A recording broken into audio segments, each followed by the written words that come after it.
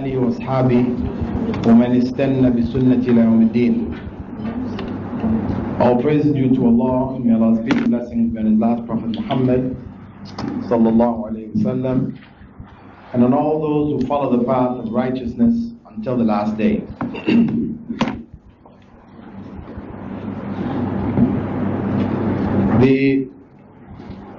This session, inshallah, what we'll be looking at is textual harmonization. That is, we have a number of different statements coming from Prophet Muhammad ﷺ through a number of different sources. We looked at the issues of authentication. Now, if we have confirmed, right, we have texts where hadiths appear to contradict each other. Now, what do we do in those circumstances? If we have first thing we should determine that in fact we are dealing with authentic texts. Because if we have one which is authentic and one which is not authentic, then it's not the issue of contradiction here. You just get rid of the one which is not authentic. So the one authentic hadith is really the fact. So the first step, of course, is to verify. If contradicting hadiths are brought to us, is to verify that they are both authentic. There is a scholar by the name of At-Tahawi who wrote a book called Mushkil al-Athar, or the problematic narrations.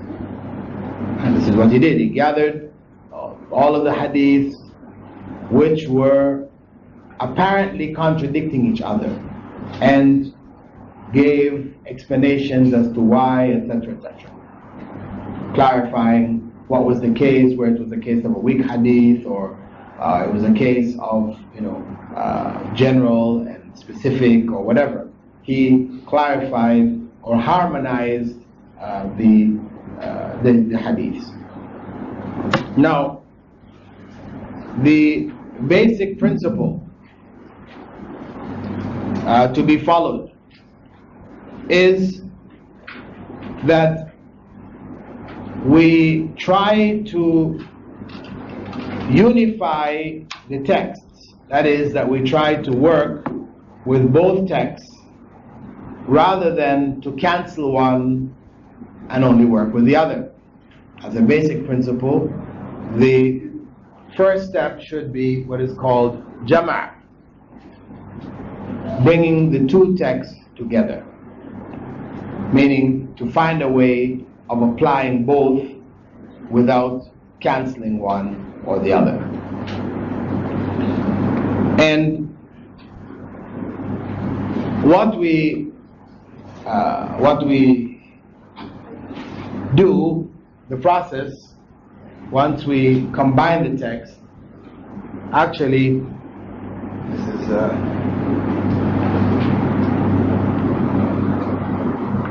the methods when we're dealing with combination or combining text. The main method is to identify which text is a general text and which text is a specific text.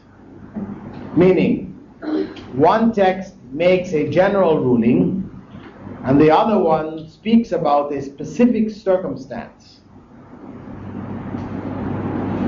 Once you're able to identify this, if you're able to identify this, then you're able to work with both texts at the same time.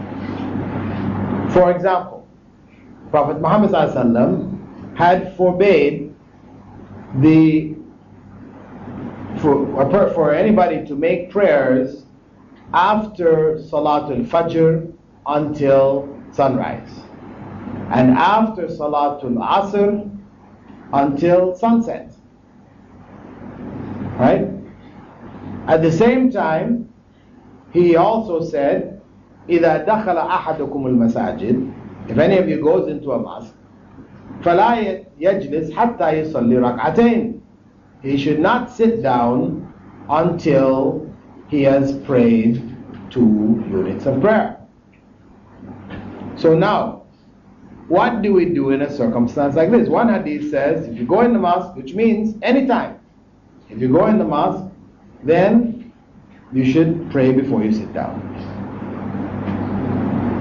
And the hadith where Prophet ﷺ said, no prayers after Fajr until sunrise, after Asr until sunset. How do we harmonize these two? Well, what the scholars have done, of course, there were two approaches. Some scholars said the hadith of praying 2 units before sitting is the general hadith. It's a general statement. And the hadith which said you don't pray after Fajr until sunrise and after Asr until sunset, this is the specific hadith. Meaning, whenever you enter the masjid, you pray 2 before sitting, unless it is after Fajr until sunrise or after Asr until sunset. This was one approach. Other scholars said, no, it is the opposite. The general hadith is you don't pray after Fajr until sunrise, Asr until sunset, unless you have just entered a masjid. If you have just entered the masjid, this is a specific circumstance. If you just enter the masjid, whenever you just enter a masjid, then you will pray, even at these times. These were 2 approaches. Now the question is, which one was the general and which one was the specific? Okay. How do you resolve it?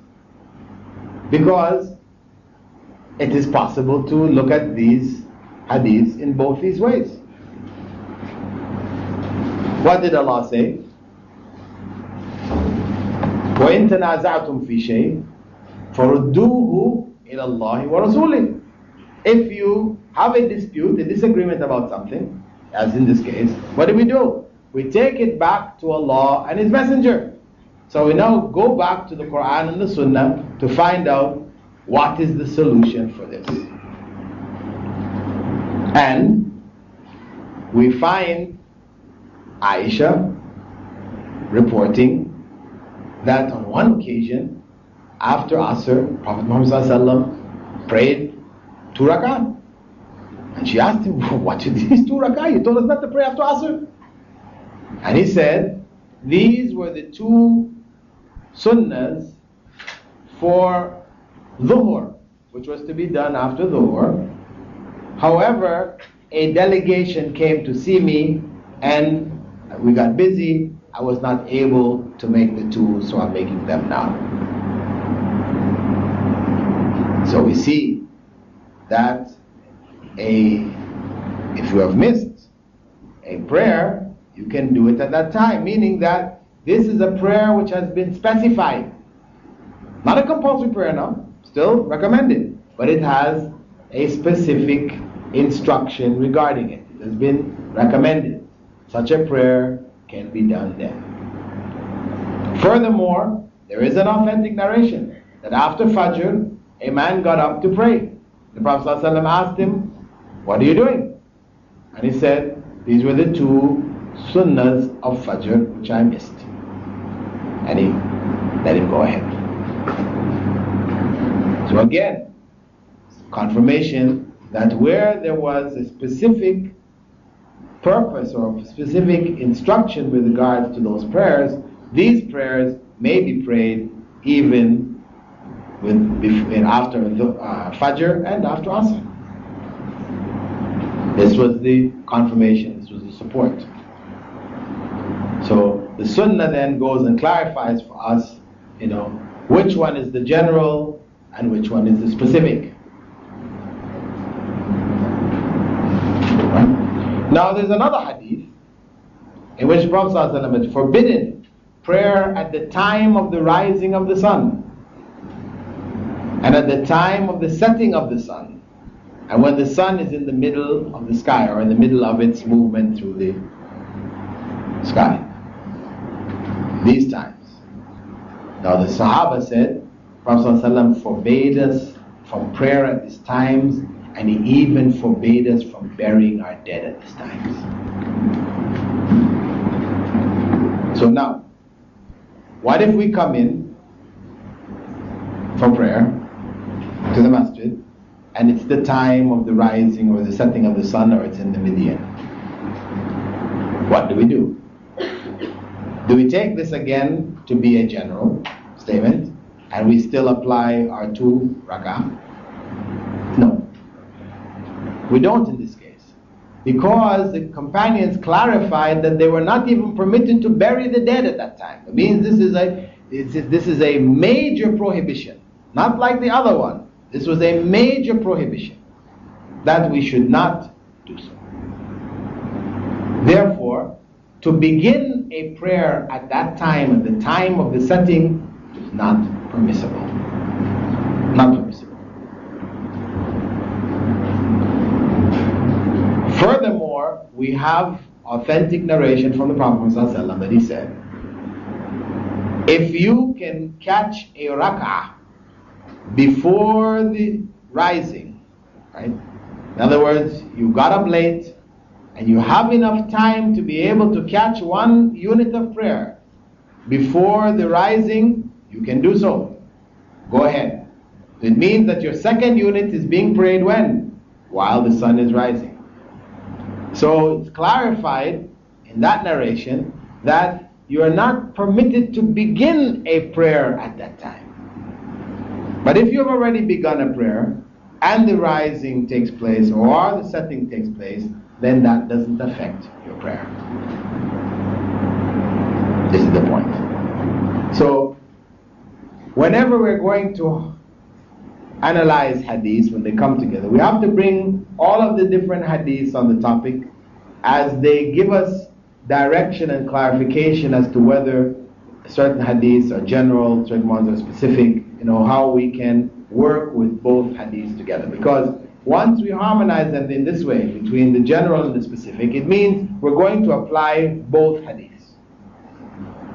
One will take precedence over the other at a particular point, but in general, you're still applying both hadiths. And this is the ideal situation. Whenever we find hadith, we should try to work it this way. Now, you may find hadiths where the Prophet ﷺ is described in prayer as doing more than one thing, sitting in more than one different way. In these cases, where there is variation in the Prophet ﷺ's actions, though he said, pray as you saw me pray, if he prayed in more than one different way, then you can also pray in more than one different way. So we don't look at that as being contradiction, right? Or they call it unresolvable contradictions.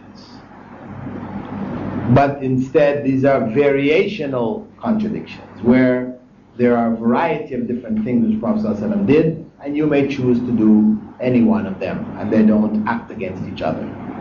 Where there are other contradictions where one says you can, the other one says you can't. And this is where we have, these cannot exist at the same time. One has to take precedence over the other. Right? The second issue that may arise, that means, Doctor, the prayer that we miss here, we can pray after Salatul Asr. yes, But if there is no missed prayer, you are not obliged to pray inside the masjid when you get inside the masjid during that time. no, you do, because that prayer has a reason. There's an instruction to do it. So they call it as salat that sabab, a prayer which has a cause. Meaning, what prayers are not allowed at those times are just prayers which just come from yourself. You feel like praying.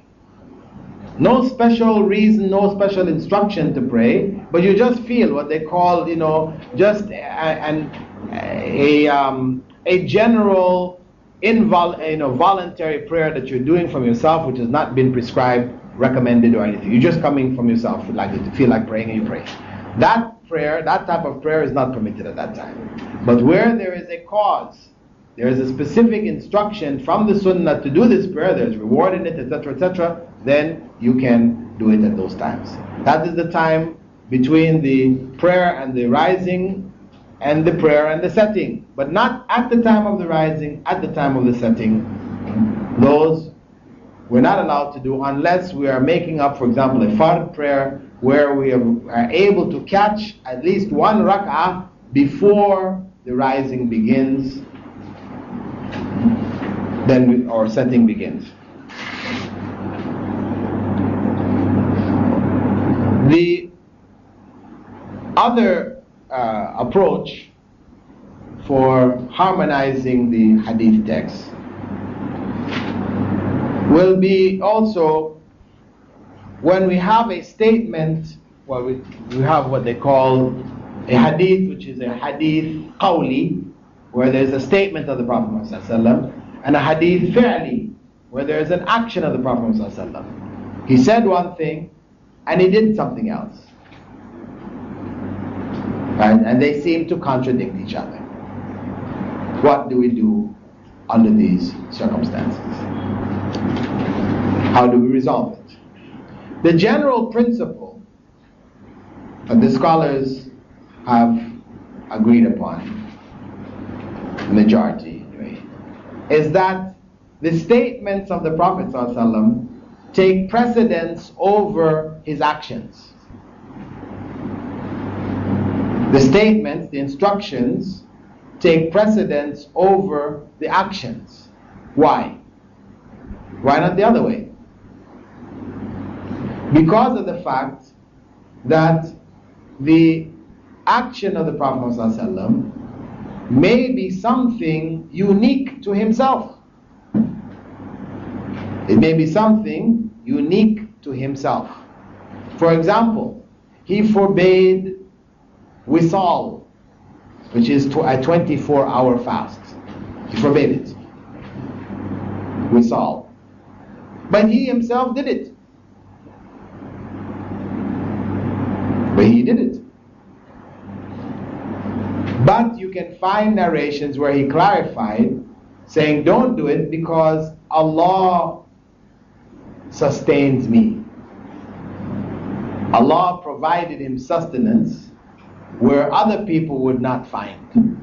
Meaning, he could fast continually like that for 1 week, 2 weeks, 3 weeks, and Allah would provide him with sustenance.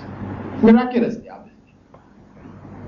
Whereas, you and I, if we tried to do that, we would be dead after a week. So, in order to protect us from ourselves, he forbade us from fasting the 24-hour fast. So, this is a case where his statement takes precedence over his actions. However, I'll give another example too, where the Quran said, and this is being related by him, the Quran, that a man may marry 2, 3, or 4 women, right, of his choice. If he can't be just, then he should only marry 1.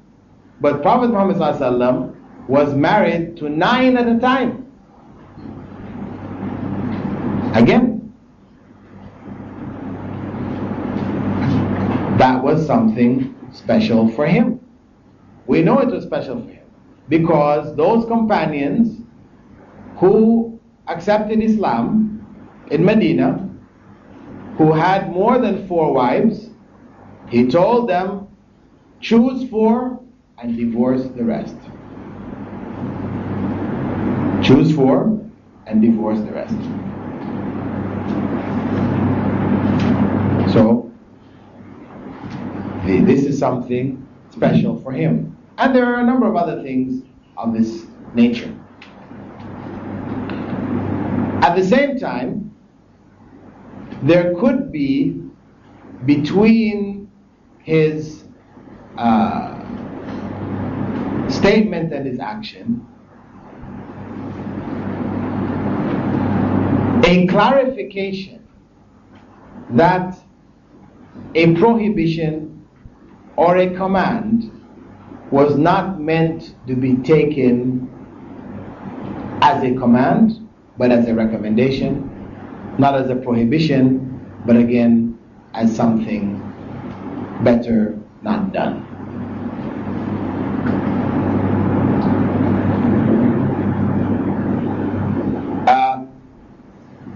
Where Prophet ﷺ, commanded certain things, and he forbade certain things.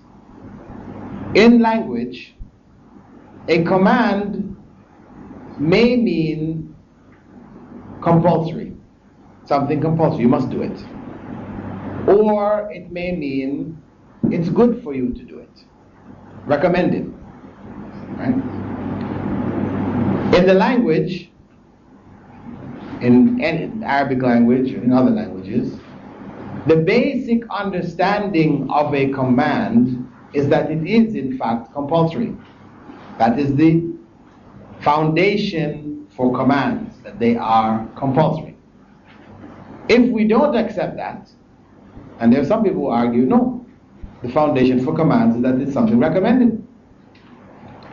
If we don't go from that position, then the society would fall apart. Meaning, if the boss on the job tells you, you're the secretary, write this letter. Now, if you stop and think, does he mean I have to write it? Or is he just advising me to write it? Hey, the business is going to fall apart. The business is based on a chain of command. When the authority instructs the one under to do something, it means you've got to do it. That's what it means. If you don't take that as the general meaning, then you have chaos. Right? So this is why I say the basic meaning of a command is that it must be done. The basic meaning of a prohibition is that it must not be done. Absolutely, do not do it. However, that command to do or not to do may also be used to indicate it's good for you to do or good for you not to do. I mean, I can say, or your boss can say to you, it's good to eat an egg in the morning before you come to work. It gives you strength. He can say it in the phrase, eat an egg in the morning before you come to work. But is he really saying you must eat an egg every morning before you come to work? It's a recommendation. Okay? It's a recommendation here. How did you know that he was recommending you when he told you to eat an egg? And he was ordering you when he told you to write the letter? The circumstance. Your home is your domain. He can't tell you what to do in your home. Right? This is not the area of his authority. He's no longer an authority there in your home. In the job circumstance, he is the authority. So it is a question, because a command from people who are on the same level does not indicate must. Compulsory. Just as a command from a person who is a lower authority to a higher authority, a command is a plea. Give me some money. This is not compulsory instruction, right? This is a plea, right? So depending on the position that the person is, this is what is going to determine whether the command is a plea, whether it is a recommendation, or whether it is a clear instruction of compulsory nature. Right? So, in the job circumstance, the boss is the boss. He is the higher authority commanding the lower, so they must follow. In the home circumstance, you're your boss. You run your own home. He has no right to tell you what you should do in your home. So, he is now on the same level as you. He can only recommend. So, the circumstances here, by those circumstances, I'm not saying that you sit down and do all this reasoning that we're talking about here now. I mean, it's just common sense tells you that Here it is just a recommendation, there it was a command. Now, similarly, Prophet Muhammad ﷺ, he did command certain things, he did prohibit certain things, and he clarified that these things were in fact not compulsory by his actions. By his actions, he confirmed that they were not compulsory. For example, when he gave the prohibition, do not drink or eat standing, in Sahih Bukhari. If you find yourself eating or drinking standing, vomit it up. Yes. Very strong. Of course, in these times, that has become the norm. You know, this is a Western etiquette that has come amongst us, right? Where the idea of the fast food, you're eating on the run, right? You're eating with the left and the right. You know, all of these things, the Islamic etiquette has been destroyed by these Western cultural practices, where time is money. Right? This is the whole thing. You want to save time. So you eat on the run rather than sit down and complete your meal. No, you're going to be running, walking, whatever you're eating, drinking, the whole thing is going on. Prophet ﷺ said, don't eat or drink standing. If you find yourself doing so, then vomit it up. That's pretty strong. However, in Hajj, the Prophet Muhammad ﷺ stood up and drank Zamzam, standing. The sunnah for drinking Zamzam is to drink it standing. Right? Now some scholars say, well, maybe it's just for Zamzam. This is the exception. Just for Zamzam. So the general rule is, don't drink or eat anything standing except for Zamzam. It's a possible interpretation, no? However, Ali ibn Abi Talib, he made wudu in the courtyard in Damascus. And when he finished making the wudu, he stood up and took the rest of the water and he drank it standing. And he said, I hear that people have been prohibiting the drinking standing, saying it is haram. However, it is not. So with the action of the Sahaba, because again, we're going to say, one might say, well, that's Ali's opinion. That's Ali radiallahu anhu. Yeah, he's fourth caliph, but that was his opinion. The point is, where do we take our opinions from? Are our opinions better than their opinions? They are the ones who were there when the revelation came. Do they not know the intent of that revelation better than we do? So, Ali, in doing that, clarified that the intent behind that instruction was a strong recommendation not to do this thing. A strong recommendation. Better you don't. Strongly better. Not just better, but strongly better you don't.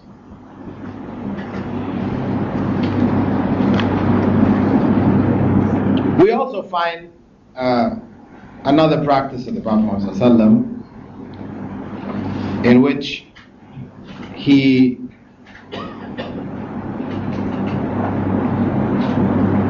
didn't used to urinate standing. And it was his practice to urinate sitting. And of course, again, the Muslim world is tested by Western etiquette, where they've brought these little toilets which you stick on a wall, and people urinate standing next to each other. Their private parts are exposed to each other. All of this is forbidden. This is that culture. Anyway, and Aisha had said that the Prophet ﷺ never urinated standing. And in fact, anybody who claims that he did is a liar. However, one of the companions who traveled with the Prophet ﷺ, and they went to a village, went with him outside of the village to the dump where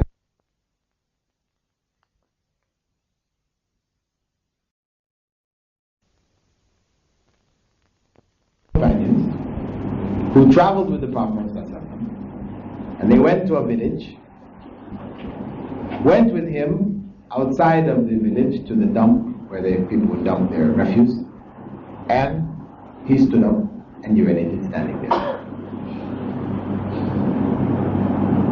Now Aisha related what she knew. And what she knew, it was not permissible. Never did it. She was so strong about it, she said, whoever says it's a liar. But she wasn't with him 24 hours a day. And it's possible that another companion could have been with him and observed himself.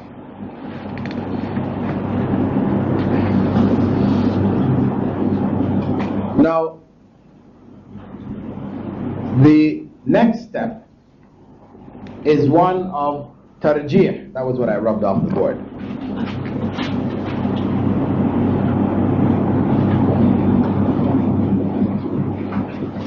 Tarjih. That is giving preference to one narration over the other. Meaning you're going to cancel the functioning of one narration because of the other. They cannot two exist. Both cannot exist together. You're not able to harmonize them, so you have to cancel one and say this one is no longer. We're going to follow that one. Okay. Huh? I'm talking about now. What is the basis under which we can say this? We can say this if we have a hadith sahih and we have a hadith hasan and we have a hadith hasan li ghayrihi, which was really da'if, which we elevated up to hasan. If we find that the hadith which we have elevated up from da'if to hasan li ghayrihi contradicts a hadith which is sahih, then the hadith sahih is given precedence over that da'if. And they put the hadiths in order. The top hadith is one recorded by both Bukhari and Muslim. Second is one recorded by Bukhari alone. Third is one recorded by Muslim alone. Fourth is one which is recorded by all of the Sunan, all four. Fifth, one which are recorded by Tirmidhi, and after that they differ amongst the Sunan, which are the strongest. Tirmidhi is the strongest of the four. Really, it's then Abu Dawood, then Nasai, and Ibn Majah is at the end. In fact, some scholars didn't even include Ibn Majah. It was added later. Ad-Darimi, they favored over Ibn Majah, because Ad-Darimi is more authentic. It has more authentic hadiths than Ibn Majah. So, where texts cannot be resolved in this way, then this is what we are obliged to resort to. And it is assumed that this step that we're taking, in fact, is a result of abrogation. Really, and this is the final method, which is a form of tarjih, where we are in fact finding that one hadith has been abrogated by another. Meaning that it came first, Prophet ﷺ said, don't do such and such a thing. Then later on, he said, you can do it. So the second statement cancels out the first. This is a process of abrogation. Now, how do we know when abrogation has taken place. First and foremost, we know it when the Prophet ﷺ himself clarified it. Abrogation has taken place. For example, there's a well-known hadith in which he said, I used to forbid you from visiting the graves. In the early days in Mecca, Muslims were prohibited from visiting the graves. Then he said, but now you should visit them because they are reminders of the hereafter. So he initially forbade it, then he later permitted it. Right? There's a hadith which the Prophet ﷺ had said, whoever eats camel's meat should make wudu. Whoever eats camel's meat should make wudu. Some people said it was abrogated. They said it was abrogated. That was in the early days, in the beginning. But when they are asked to produce the evidence of its abrogation, they can't find anything. There's no hadith which indicates that. Some said there's another hadith where the Prophet ﷺ said, when instructed, that if you eat anything which has been touched by fire, you need to make wudu. Hadith where he said, if you eat anything which has been touched by fire, in other words, been cooked. If you eat any cooked food, you need to make wudu. Cooked actually is cooked meat. You need to make wudu. So they said, and that hadith we know was abrogated because if we have a statement from the Sahaba concerning, and there's a statement where Prophet where Sahaba had said that the last of the instructions concerning foods touched by fire is that it was permissible to eat without making wudu. So one of the ways we can know that abrogation has taken place is by the statement of a Sahabi. The statement of the Sahabi clarifies that abrogation has taken place. It was an initial instruction, later cancelled. So they said, we know this is an abrogated command. That the one for the eating of the camel's meat was when eating things touched by fire was prohibited. You had to make wudu. So that was when that instruction was given. But actually it's not logical. Because if the Prophet ﷺ had already said, any meat touched by the fire, if you eat it you have to make wudu, what was the need to say camel? It's already included. So it's not logical to claim that it was a part of that instruction. So, having not found any evidence to support it, then a story was fabricated, which you will hear some people teaching, quote, as if it is true. They said, Prophet Muhammad ﷺ was sitting with his companions, and one of them passed wind, and he had just eaten some camel's meat, and he didn't want to embarrass him by singling him out and say, you go make wudu. So he said, whoever eats camel's meat must make wudu.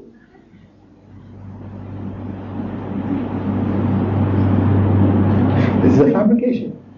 This is not true. There is no hadith, no statement of Sahabi to support this. It may have started, by some scholars saying, perhaps, perhaps there was somebody sitting there who had broken wind and just finished eating camel's meat. From perhaps it became a story, which was narrated along with the hadith to justify and explain why it is okay to eat camel's meat and not make wudu. But the fact of the matter is, there is no evidence to indicate abrogation. Therefore, the correct position is that if you eat camel's meat, then you must make wudu before praying.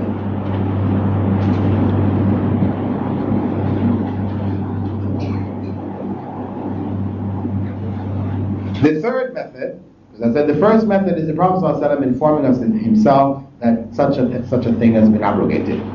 The second method is where a Sahabi informs it, as in the case of things touched by fire, food touched by fire. Sometimes we can identify abrogation by time, meaning that one instruction was given at an early time and another instruction is given at a later time. So we know, because there's a time gap, that the later one will abrogate the earlier one, if they're contradictory. And we have that in the case of the hadith, in which Prophet ﷺ had said, the cupper and the cupped have broken their fast. The cupper and the cupped have broken their fast. What is a cupper? The one that transfers the blood. Extracts blood.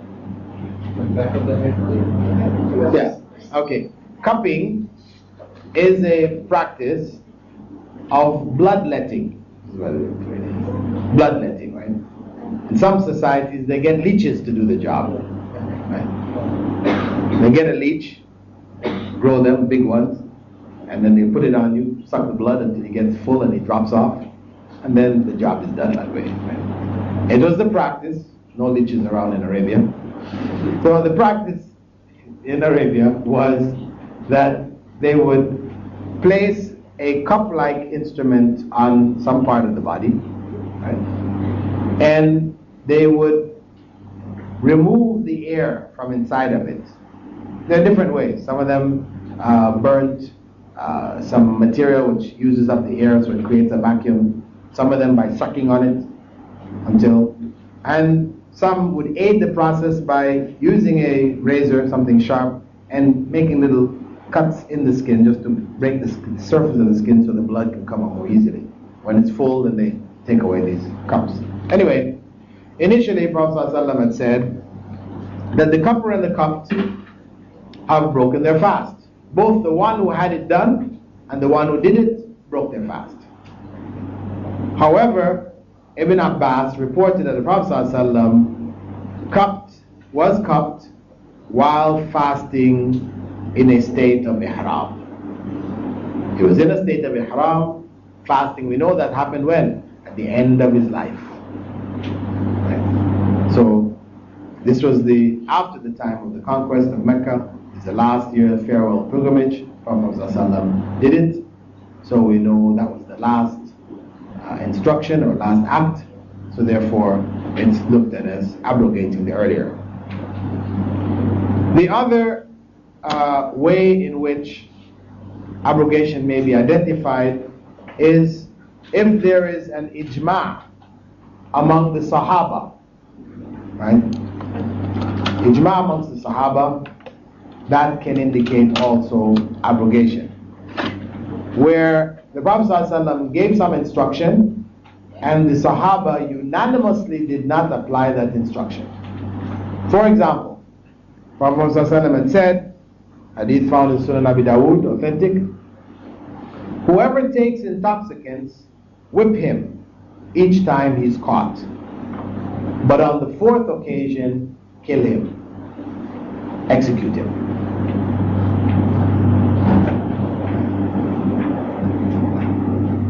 That was not applied by the Sahaba.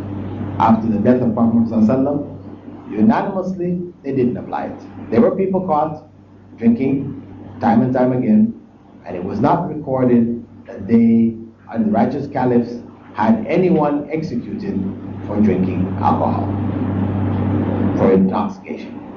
So the unanimous practice of the Sahaba can indicate abrogation. The practice of a single Sahabi doesn't.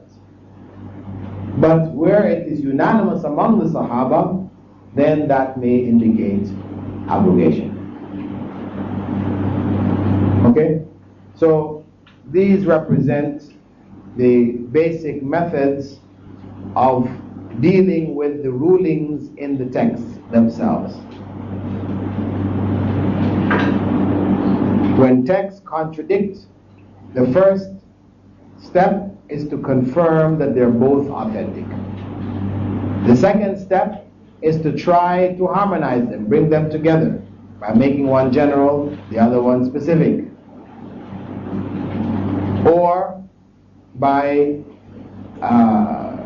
making one a command and a lesser command, a command which is modified, a modified command, like wajib going to mustahab, or makruh going to haram going to makruh.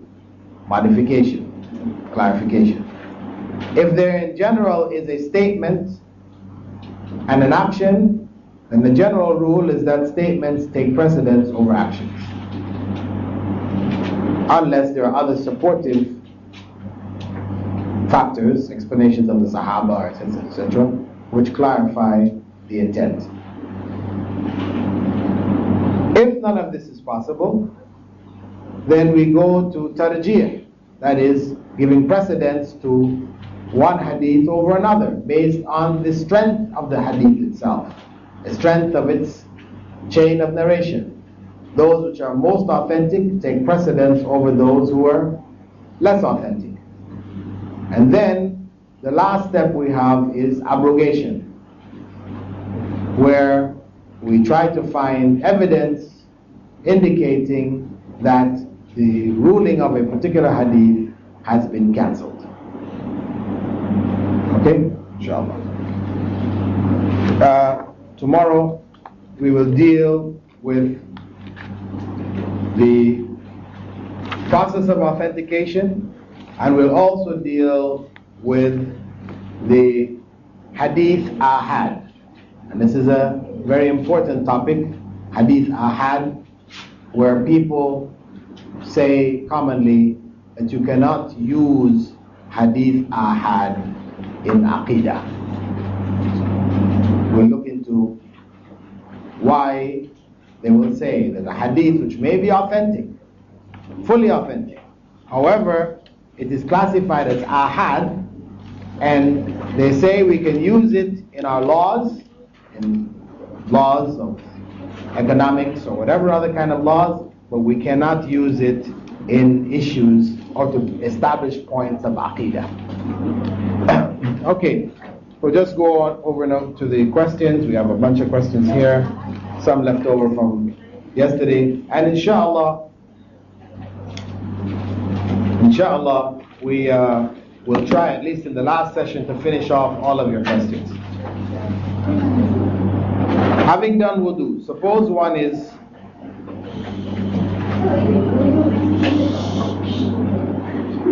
someone eats garlic or onions. Does the person have to make wudu again or just gargle thrice? Well, they don't have to make wudu again, nor do they have to gargle thrice. You know, if they want to try to remove the smell or whatever, then it's better, they should do that if they could. Otherwise, as the Prophet ﷺ said, if you eat raw garlic and onions, pray at home.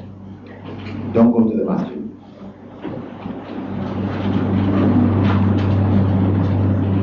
What does it really mean by the Quran was revealed in 7 different forms? Well, I wrote a book called Usul al-Tafsir, and it's explained there in detail. In fact, the previous course to this was tackled there.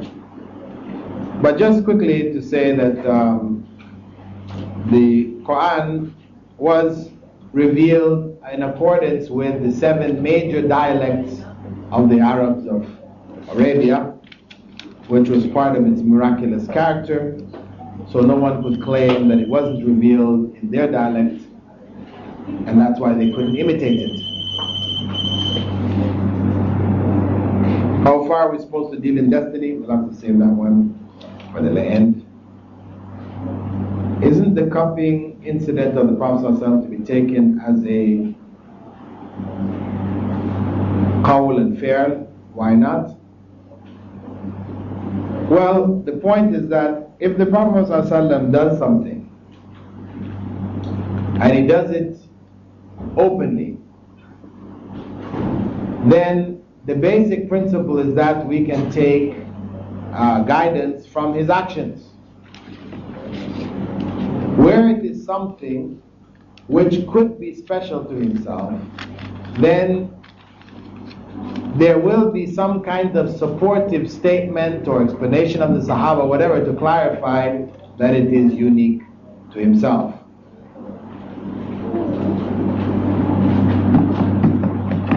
Do you pray 2 rak'at when you enter the mosque, even if it's at the time of sunset? No. If it's at the time when the sun is setting, then you remain standing until it completes the setting.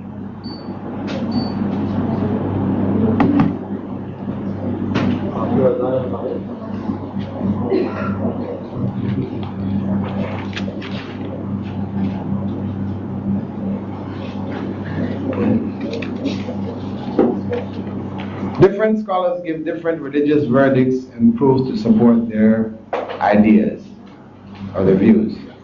We as laymen are unable to differentiate between the two views as to what is correct, a correct verdict. For example, there are scholars who say that a woman shouldn't offer prayer with her hair tied in a bun,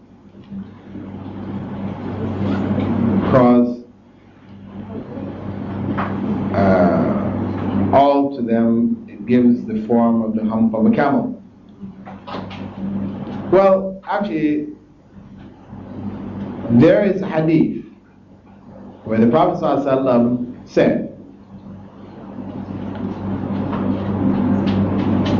if you're praying and your hair is braided, it's tied up, then undo the braids and allow your hair to prostrate along with you.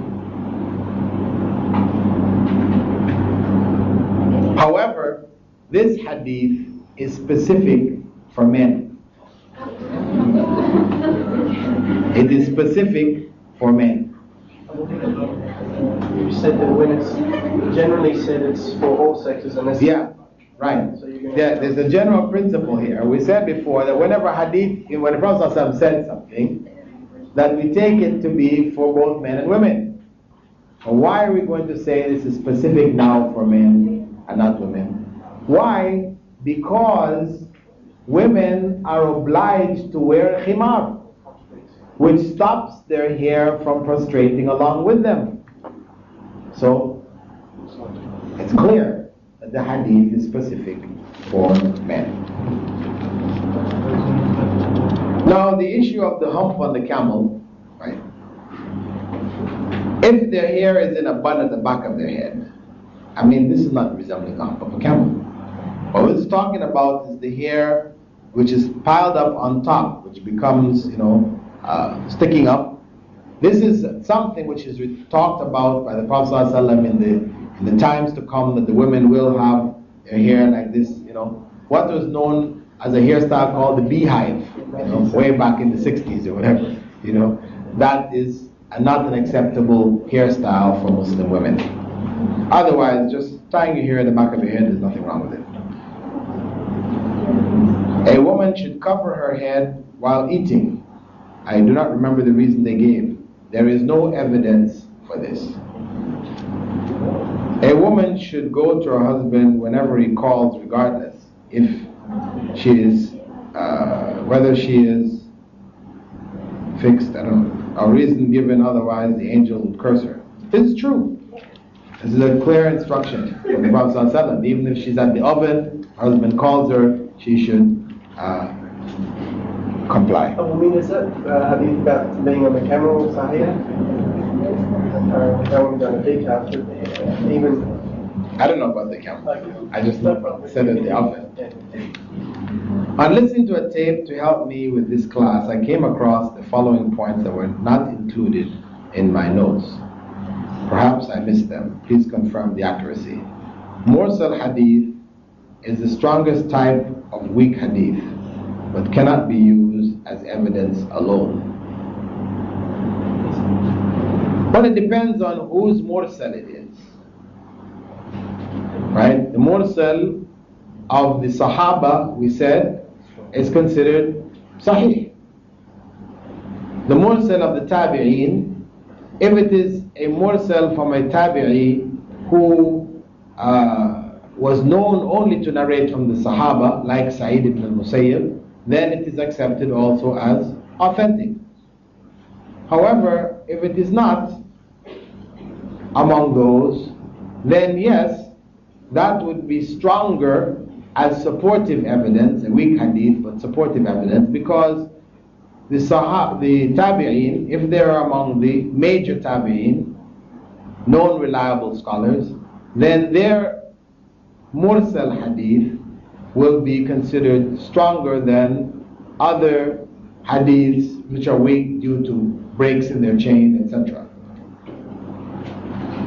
For a hadith to be mu'allaq, the shaykh or the author or more than him must be missing. That is, the shaykh of Imam Bukhari. Yes, this is the mu'allaq hadith. It does not must be missing, but chunks from the narration have been dropped, leaving only the sahabi at the end or just one before the sahabi, something like this.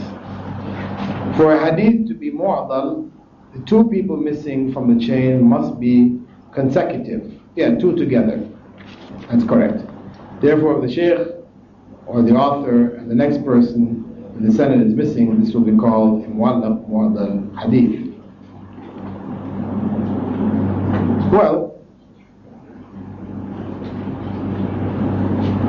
every mu'allaq hadith is mu'adal, but not every mu'adal hadith is mu'allaq.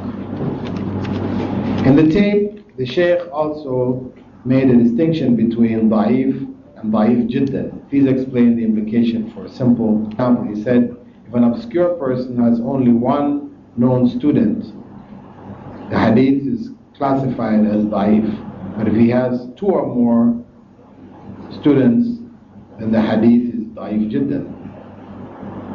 That seems to be the opposite, I would say. The issue of da'if jiddan, I mean, this is a value judgment. There could be a number of different factors why a scholar may say da'if jiddan, because there may be breaks in the chain, as well as weak narrators. This tells you da'if jiddan. You know. And this may vary from scholar to scholar as to why he said da'if jiddan.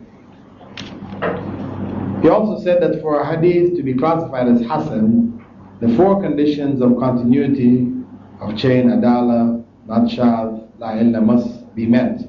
The only difference between sahih hadith and hasan is with doubt, that the narrator may have made that mistake. That's correct.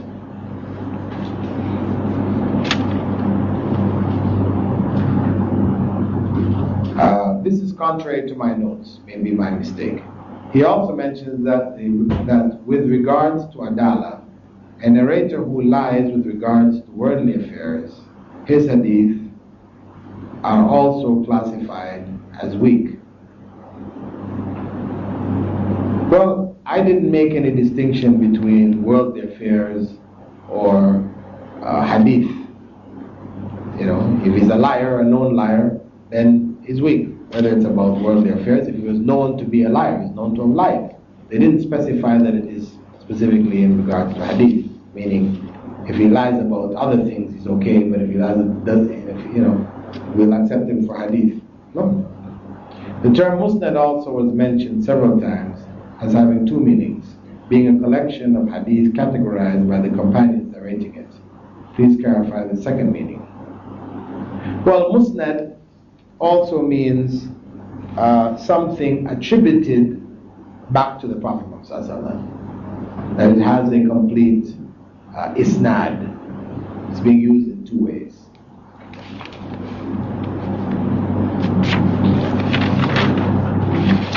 If a statement of a Sahabi can cancel a hadith